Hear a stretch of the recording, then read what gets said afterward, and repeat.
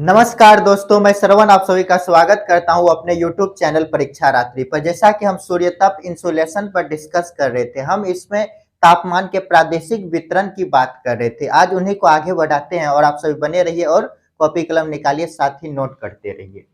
तो तापमान के प्रादेशिक विवरण वितरण को आज देखेंगे, जिसमें हम स्थलीय और जलीय प्रभाव को देख लिए हैं। आज हम ऊंचाई का प्रभाव, एल्बिडो और बादल की सघनता का क्या प्रभाव पड़ता है और साथ ही पवन और जलधारा का क्या प्रभाव पड़ता है, इनको समझने का प्रयास करेंगे। तो शुरू करते हैं, आप सभी कॉपी कलम निकालिए और नोट करते रहिए। पहला लिखते हैं ऊंचाई का प्रभाव। ऊंचाई का प्रभाव, ऊंचाई का यदि तापमान पर प्रभाव देखें तो क्या पड़ता है,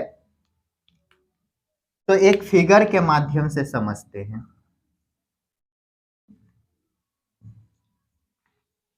तो ये क्या है, स्थलीय भाग। जैसे ही हम ऊंचाई पर जाते हैं, क्या कर रहे हैं, ऊंचाई पर जाते हैं तो गुरुत्वाकर्षण शक्ति क्या होता है, कम होता है। तो ऊंचाई पर जाने पर गुरुत्वाकर्षण शक्ति कम होता है, तो इनको लिखते हैं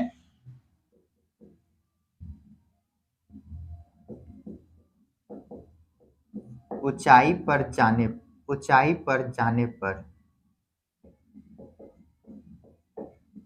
क्या होता है, गुरुत्वाकर्षण शक्ति कम होता है।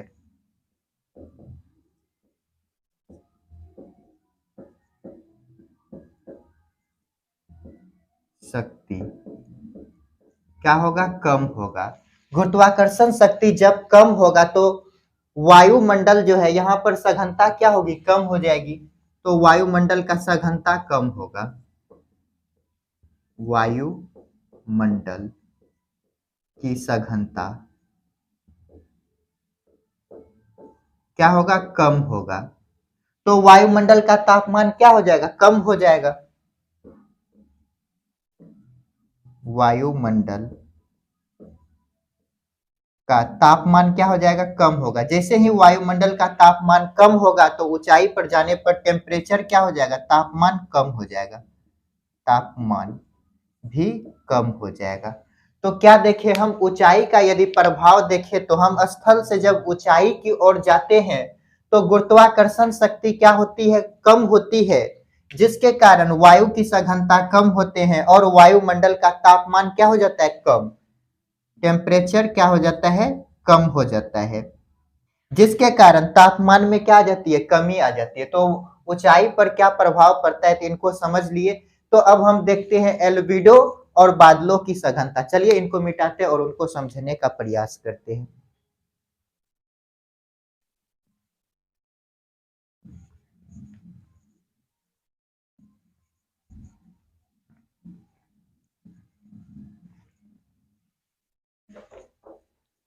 तो नेक्स्ट है एल्बिडो प्लस बादलों की सघनता।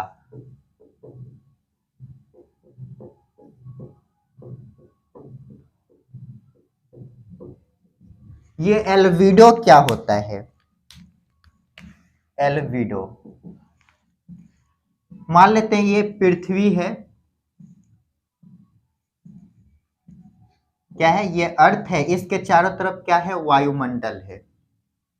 तो सूर्य से आने वाली किरण कैसा होता है, तो शॉर्ट वेव रेडिएशन। कैसा होता है, तो short wave radiation. Short wave radiation ये क्या हो रही है, पृथ्वी की तरफ आ रही है। ये कितना परसेंट आता है, तो 100% आता है। कितना, 100% आता है। और ये 100 यूनिट आ गया या परसेंट आ गया, ये क्या करती है, पृथ्वी जो है कि अवशोषित नहीं करके परावर्तित करता है। कितना यूनिट, 35 यूनिट। यूनिट लिखिए, यूनिट क्या करता है, परावर्तित।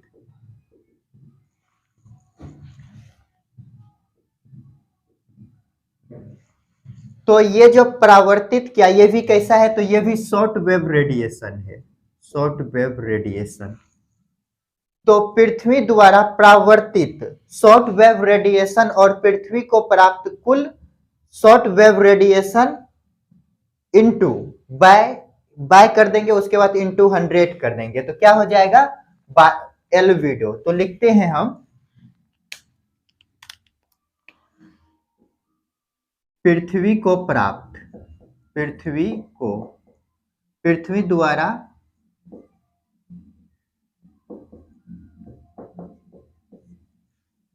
परावर्तित शॉर्ट वेव रेडिएशन और पृथ्वी को प्राप्त कुल सौर ऊर्जा, पृथ्वी को प्राप्त सौर ऊर्जा, सौर ऊर्जा बोले या शॉर्ट वेव रेडिएशन, यही प्राप्त होता है। ये कितना होता है तो 100, ये कितना होता है 35 इंटू 100 कर देंगे तो यही क्या हो जाएगा एल्विडो। क्या हो जाएगा एल्विडो। तो हम इनको उदाहरण के थ्रू यदि देखें तो पृथ्वी द्वारा परावर्तित कितना होता है तो 35%, टोटल पृथ्वी को प्राप्त कितना होता है तो 100% इंटू कर देंगे 100, तो ये कितना निकल जाएगा 35%। कितना 35% पृथ्वी का एल्विडो होता है। यदि एवरेज देखें, एवरेज एल्विडो तो कितना हो जाएगा 0.35 एवरेज। ये जो एल्विडो होता है,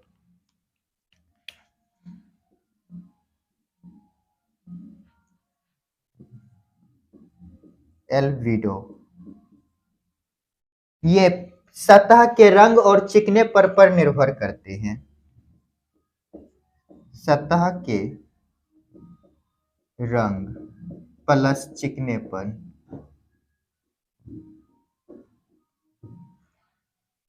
पर निर्भर करता है।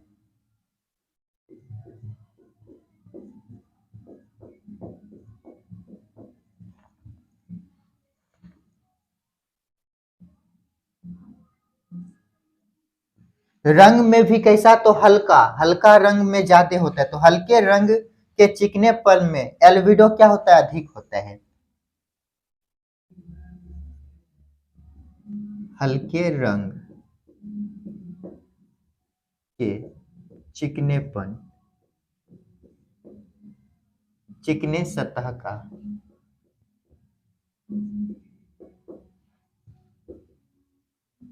एल्विडो क्या होता है अधिक होता है। और यदि देखें स्थलीय सतह या जलीय सतह में किसका एल्विडो अधिक होगा तो जलीय सतह का एल्विडो क्या होगा अधिक होगा। क्यों? क्योंकि जलीय सतह का चिकनेपन क्या होता है अधिक होता है। तो लिखते हैं स्थलीय सतह की तुलना में, स्थलीय सतह की तुलना में जलीय सतह का, जलीय सतह का एल्विडो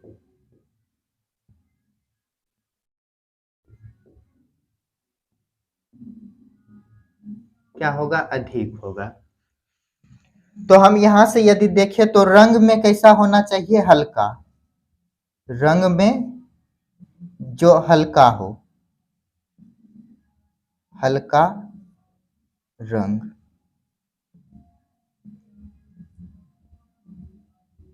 प्लस क्या होना चाहिए चिकनापन, चिकनापन। तो इसका एल्विडो क्या होगा, यदि हल्के रंग अधिक होंगे और चिकनेपन होगा तो इसका एल्विडो अधिक होगा। एल्विडो क्या होगा अधिक होगा।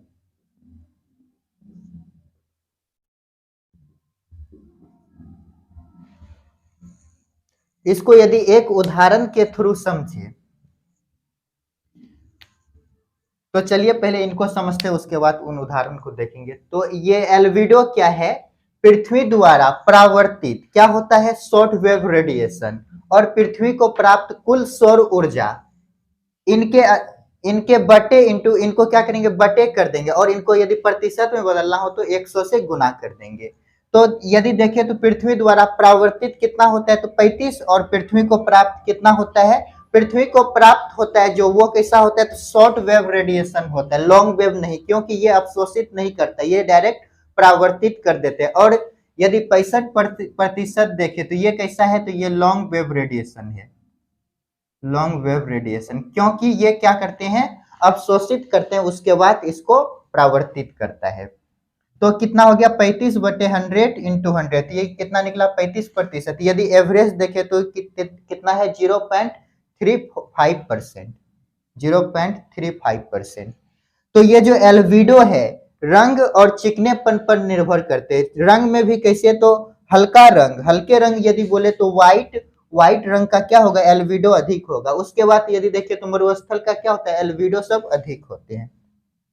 तो रंग में भी हल्का होना चाहिए और चिकनापन होना चाहिए, उसका क्या होगा, एल्बिडो अधिक होगा। तो यहाँ पर इसी को लिखे हैं, ये जो एल्बिडो है सतह की रंग और चिकनेपन पर निर्भर करते, किस पर निर्भर करता है, रंग और चिकनेपन पर निर्भर करते हैं। हल्के रंग के चिकने सतह का क्या होता है, एल्बिडो अधिक होता है। और यहाँ पर एक उदाहरण देखें, जलीय सतह की तुलना में स्थलीय सतह की तुलना में जलीय सतह का क्या होता है, एल्बिडो अधिक होता है, क्योंकि जलीय सतह का क्या होता है, परावर्तिता क्या होती है, अधिक होती है। तो जल्दी से इनको नोट कीजिए। तो चलिए इनको मिटाते हैं।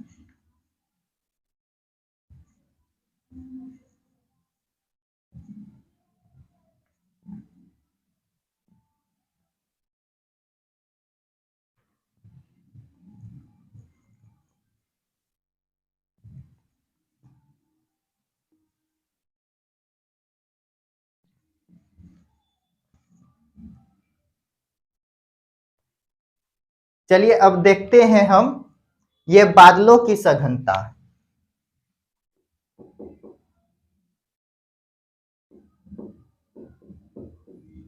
बादलों की सघनता,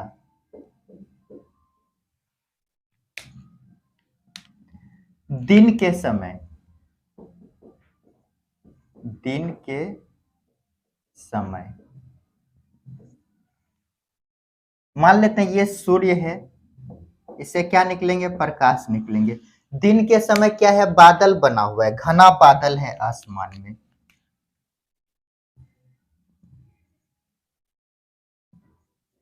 घना बादल,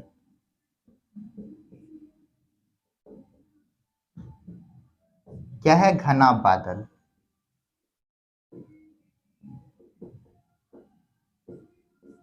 जब ये घना बादल है, जब इस पर सूर्य का प्रकाश पड़ेगा तो इसके चिकने सतह होने के कारण ये क्या हो जाएंगे, परावर्तित हो जाएगा। क्या होगा, परावर्तित।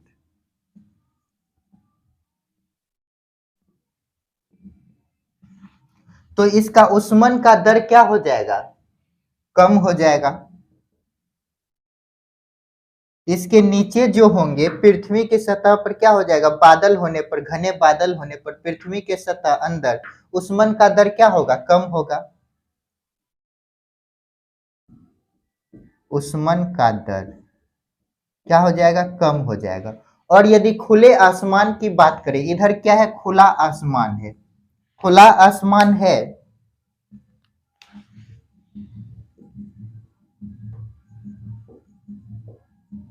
खुला आसमान।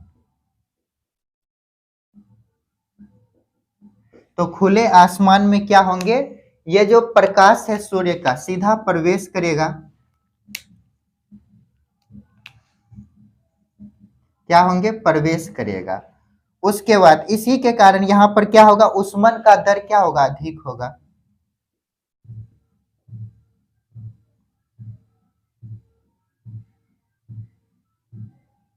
उष्मन का दर क्या हो जाएगा, अधिक हो जाएगा।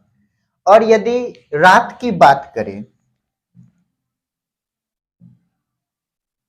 रात के समय आसमान में क्या होगा, मून होगा, एक मून बना देते हैं।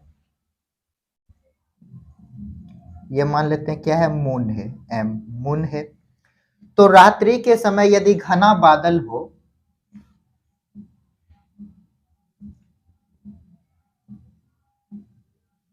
घना बादल। क्या है? घना बादल है।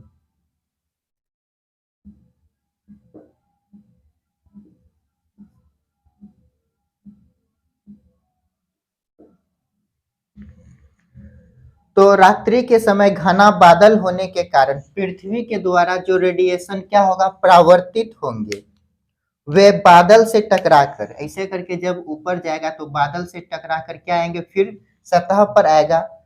ये कैसा होगा? तो लॉन्ग वेव रेडिएशन।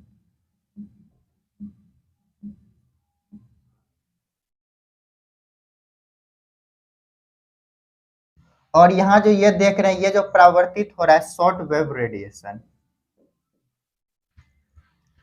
तो क्या देखिए, रात्रि में क्या होगा, घने यदि बादल होंगे तो बादल से टकराकर जो विकिरण पृथ्वी छोड़ेंगे, फिर ये सतह पर आएगा, जिसके कारण इसके शीतलन का दर क्या हो जाएगा, कम हो जाएगा, जल्दी ठंडा नहीं होगा। तो ऐसे कंडीशन में क्या होगा, शीतलन का दर कम,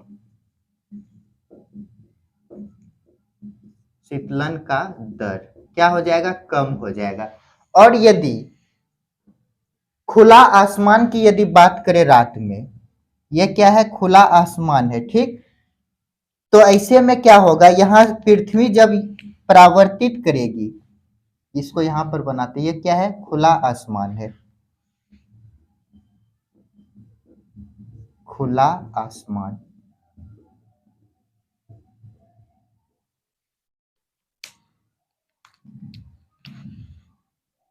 पृथ्वी जब निष्कासित करेगी तो ये क्या होंगे, आसमान में निकल जाएगा। तो इसके शीतलन का दर क्या हो जाएगा, अधिक हो जाएगा।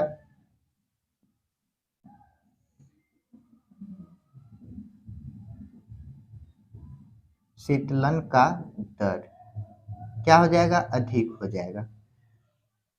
तो हम क्या देखें, दिन के समय क्या होता है, घने बादल होने पर ऊष्मन का दर पृथ्वी पर क्या हो जाते हैं, कम हो जाता है। और यदि खुला आसमान होता है तो ऊष्मन का दर क्या हो जाता है, अधिक। क्योंकि दिन के समय जब आसमान में बादल होते हैं तो बादल में क्या, जलवाष्प, जिसके कारण ये इससे टकरा कर परावर्तित हो जाते हैं, चिकने सतह होने के कारण पृथ्वी पर नहीं आ पाता है। तो यहाँ पर क्या होता है, ऊष्मन का दर, गर्म होने का दर क्या हो जाता है, कम।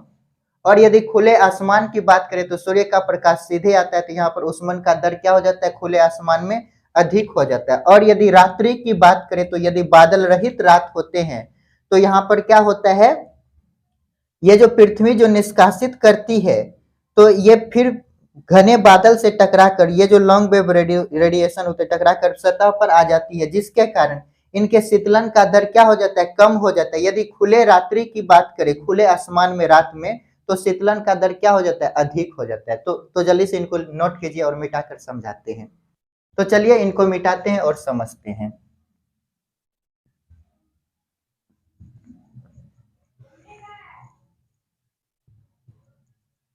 तो हम क्या देखें, जलवाष्प की मात्रा,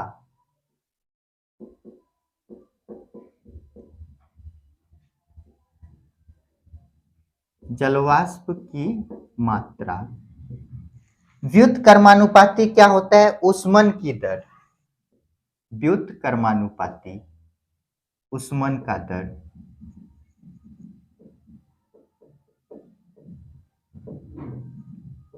का दर। उसके बाद फिर क्या देखें हम, जलवाष्प की मात्रा, व्युत्क्रमानुपाती क्या हो जाता है, शीतलन की दर। तो नेक्स्ट कंडीशन हम क्या देखते हैं, जलवाष्प की मात्रा, ये व्युत्क्रमानुपाती क्या हो जाता है, शीतलन का दर, शीतलन का दर। और यदि लास्टली देखें तो जलवाष्प की मात्रा,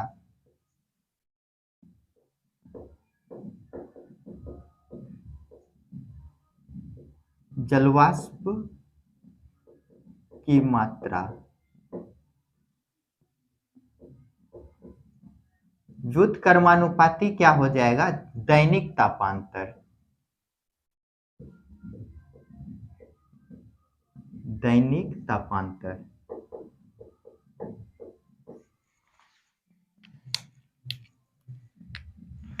तो पहला कंडीशन ये देखे और नेक्स्ट कंडीशन ये देखे और लास्टली क्या देखे हम, जलवाष्प की मात्रा, अर्थात घने बादल में क्या होगा, जल की मात्रा होते हैं। जब जल की मात्रा होती है तो इनके प्रावर्तिता क्या होते हैं, अधिक।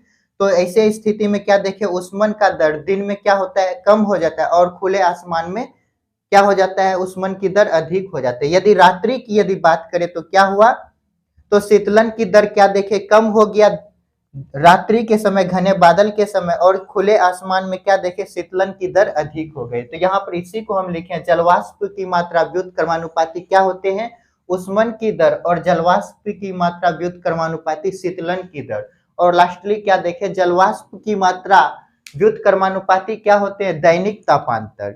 जलवाष्प की मात्रा यदि बढ़ेगा तो दैनिक तापांतर क्या होगा, घटेगा, कम होगा। जल्दी से इनको नोट कीजिए। यहाँ पर सतह बनाए हैं, ये सतह से परावर्तित होता है, क्या होता है, सतह से यहाँ से ये परावर्तित हो रहा है, ये सतह है। तो चलिए इनको मिटाते हैं और अगला नेक्स्ट समझने का प्रयास करते हैं।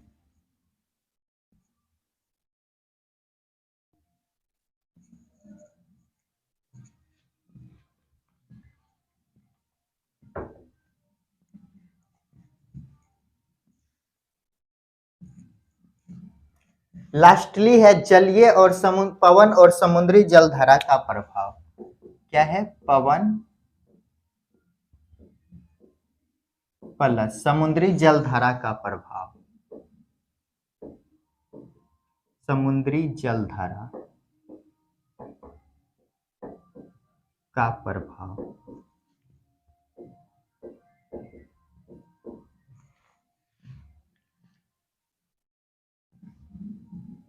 ये क्या है, पृथ्वी है।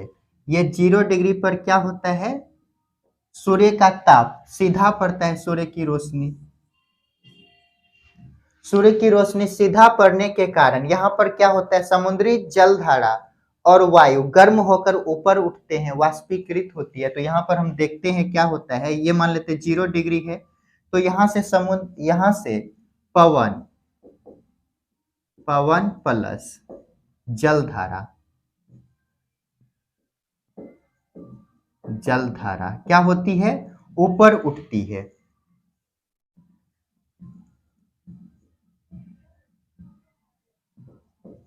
ऊपर उठती है।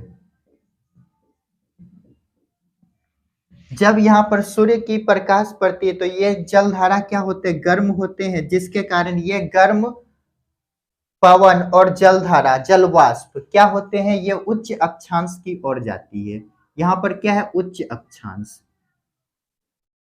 उच्च अक्षांश। ये क्या है, निम्न अक्षांश।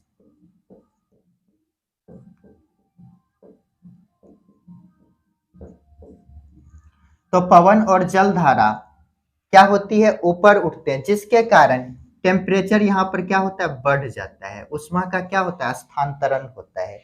यहाँ पर जैसे ही टेम्परेचर बढ़ेगा, वाष्पीकरण होगा जल का और पवन के द्वारा, ये पवन और जल वाष्प क्या हो जाएंगे, ऊपर चल जाएगा। तो उच्च अक्षांश के तापमान में क्या होगा, वृद्धि। तो हम यहाँ पर लिखते हैं निम्न अक्षांश से, निम्न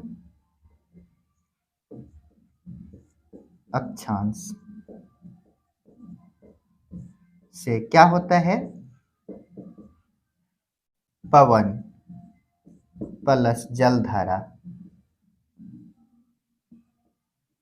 उच्च अक्षांश की ओर जाती है, उच्च अक्षांश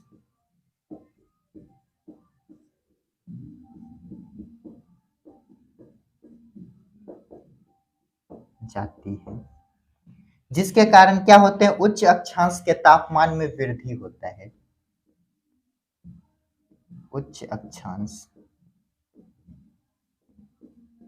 के तापमान में क्या होता है, वृद्धि होता है। ये यहाँ से उच्च गर्म और जलवाष्प, ये जो यहाँ पर गर्म हवा होते हैं, ये क्या होता है, ऊपर उठता है, उच्च अक्षांश की ओर जाते हैं। क्या है, उच्च अक्षांश। ये क्या है, निम्न अक्षांश। तो हम क्या देखें, जल और समुद्री जलधारा का क्या प्रभाव है, जब ये निम्न अक्षांश में सूर्य का प्रकाश पड़ता है तो यहाँ पर वायु क्या होते, गर्म होते, जिसके कारण ये वायु और जलधारा गर्म होकर ऊपर उठती है और कहाँ जाती है, उच्च अक्षांश की ओर, जिसके कारण उच्च अक्षांश के तापमान में क्या होते, वृद्धि। इन्हीं को यहाँ पर नोट किए, क्या लिखे, निम्न अक्षांश से जब पवन और जलधारा क्या होती है, उच्च अक्षांश की ओर जाती है तो उच्च अक्षांश के क्या होते हैं, तापमान में वृद्धि होता है। जल्दी से इनको नोट कीजिए। तो दोस्तों आज के लिए इतना ही, मिलते हैं नेक्स्ट क्लास में जिसमें हम वायु दाब के बारे में समझने का प्रयास करेंगे। नया टॉपिक रहेगा, तो आप सभी पढ़ते रहिए और अपने माता पिता का सम्मान कीजिए। मिलते हैं नेक्स्ट वीडियो में।